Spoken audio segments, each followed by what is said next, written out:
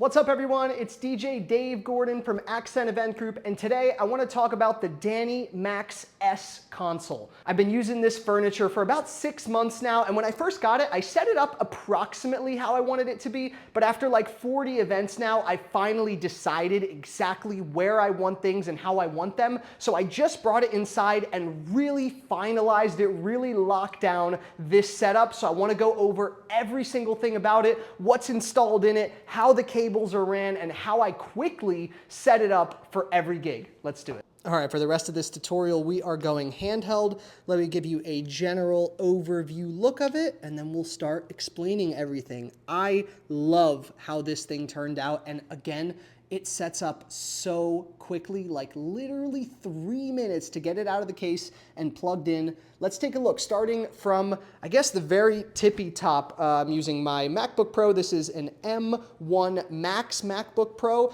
and I have 3 things plugged into it. I have power plugged into it, I have the DJ controller plugged into it, and on this side, I have sound switch plugged into it. So inside the top here, I have the DDJ Rev 7, the Pioneer Rev 7, and there are cables and stuff going all the way around, and I'm even gonna take off the Velcro. I finally got this thing Velcroed, but I'm gonna lift it up to show you guys exactly what I did under the hood here. But let's take a look under into the rack section, and then I'll open it up there. So by the way, in case you don't know, you have a headphone hook that pops out on this controller, and you've got a microphone hook that pops out on this controller. I think they were included, but I might have paid extra for them, and honestly, it's 1000% worth it. I mean, both of them, to be honest. They're both extremely worth it, so must have. In this little section, this is like a little cubby here, and I like to put down my iPad in here or any little extra random stuff I have. So I see how I have my cables routed coming from the bottom here, and I got this little plastic clip here that is just on the side. So this plastic clip lets me put my cables off to the side so I can shove stuff in there. Right back there, that's my wireless DMX transmitter. It is taped onto the side. You'll notice I use a lot of gaff tape in this setup. On the other side as well, this is my just a dual USB-C charger. One has USB-C, one has Lightning on it for my iPad, and yeah, I use gaff tape to basically lock everything down. And the only reason I don't have this clipped right now is because it's just inside at home, obviously.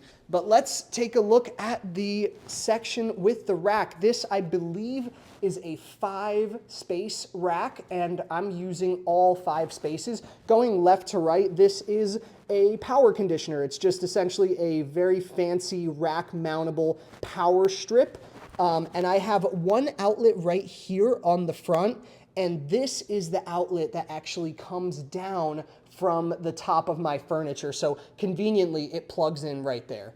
Next to that, I have my Sennheiser EWD wireless microphone. This is taking up 1 rack space, and the final 3 rack spaces are taken up by the Behringer X Air 12. This is my digital mixer that I use, that I plug all of my inputs, microphones into, and then I have all of my outputs for my speakers, my subwoofers, and I even have this little cable right here. This is a XLR to 1/8 inch, and the microphone that I'm wearing right now, it's actually plugged into the phone to record this. This microphone, I plug, where is it? Where is that audio jack? Right there. I plug that audio jack right in here, and it essentially picks up the signal that I send it directly from my music and everything else, which I'll show you, and it goes right into my phone. So that's how I film the most amazing TikTok audio. It's because of this direct audio cable and the Rode,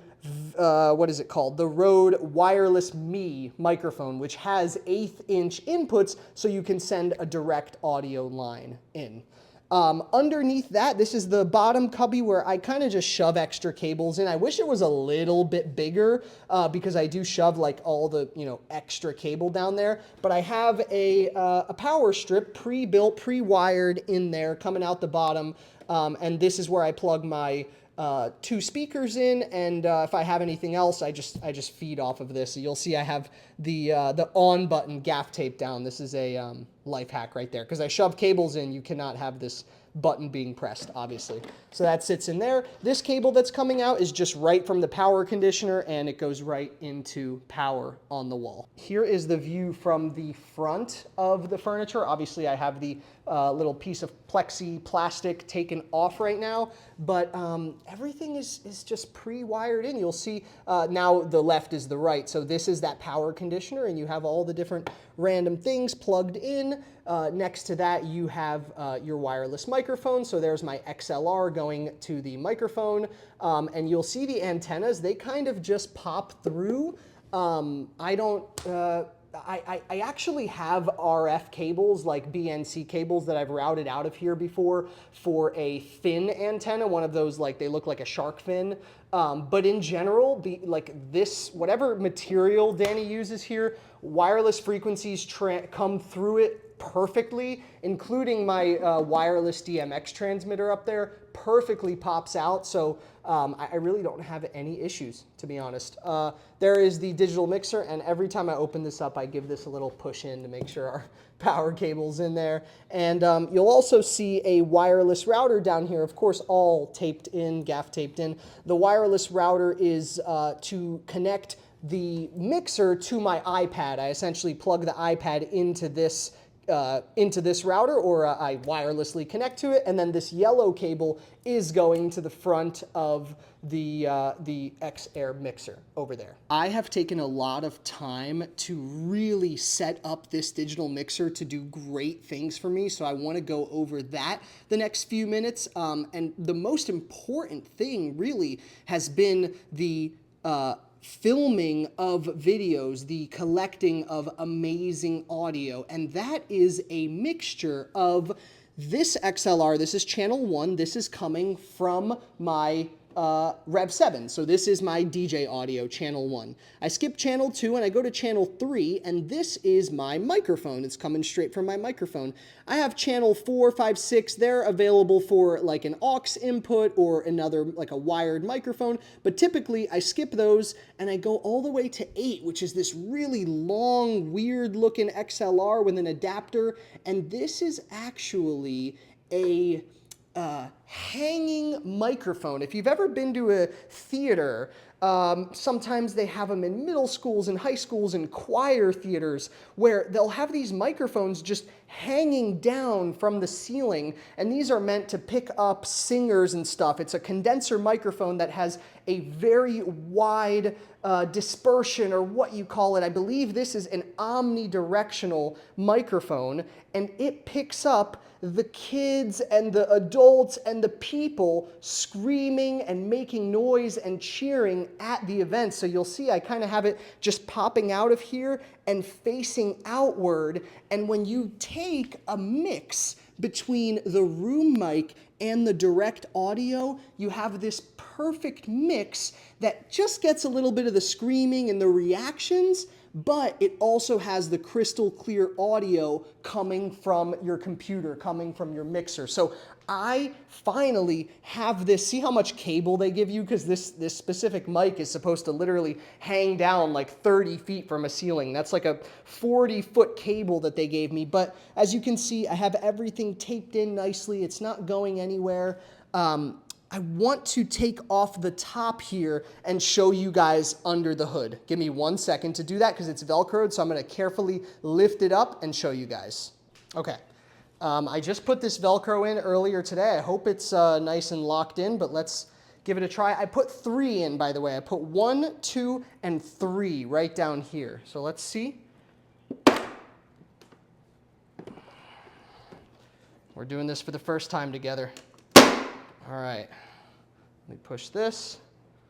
Let's see what we got. Okay, yeah, it came off nicely. Let me unplug the wires I have so I can lift this off and show you guys. Perfect, I'm glad the Velcro, all 3 pieces stayed on the back here, and all 3 pieces are on the furniture. Now let's take a look at this middle section that I have created. Let me take you guys off of the stand, and you'll see I had an issue. The issue was this. This is the Apple MacBook charger, and this there's 3 outlets here, 1, 2, and 3. It's like a three-prong extension cord. You should recognize it. But this was my problem. This thing would not fit anywhere because it's such a huge brick, and I really do want to have the Apple one. I know someone's going to say, get a smaller one, a USB-C. No. I really want, for DJing, I want everything by the book. I'm done cheaping out on stuff. So I have the full Apple one, and I decided this is the spot for it. You'll see it goes all the way through, but I taped it all the way across, and I taped it on the bottom too. Like you'll see this strip right here goes along the bottom, so it's really not going anywhere. Even when I lift it out of here, it's really not going anywhere. This is my power for the controller, and it all, like you'll see, I really, tape is just a beautiful thing here. This is a nice NLFX right angle XLR cable. Down here, look, taped right there, that's my sound switch dongle. I don't have the Control 1, I just use the USB cable. So it's taped back here and it comes right up the top. You'll see the power brick. This is also huge. The power brick for the Rev 7 I had to put right there. There's that microphone cable. There's some like cable looming back and forth to obviously store the extra cable, and there's gaff tape that just runs all the way across it and locks it down.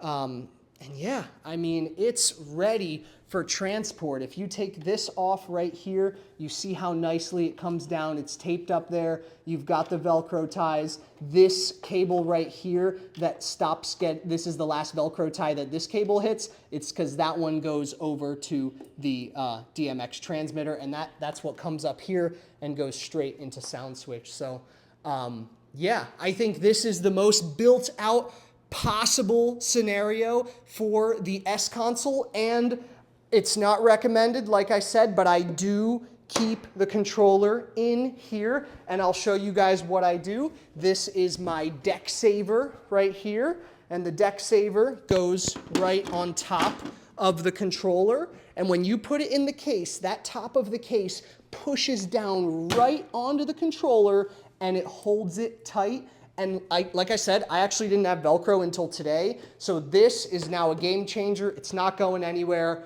It's the smallest, I think, with the 2 cases, the smallest possible option for DJ furniture with a rack that looks beautiful. Shout out Danny Max, you did a great job. I hope this wasn't a 10-minute video here, but it probably was, because this took a lot of work and I love it. Hope you guys can get anything out of this. I'll put links to a bunch of stuff in the description here, so if you want to purchase anything, check it out. Thank you guys so much for watching. Appreciate you. If you have any questions, put it in the comments.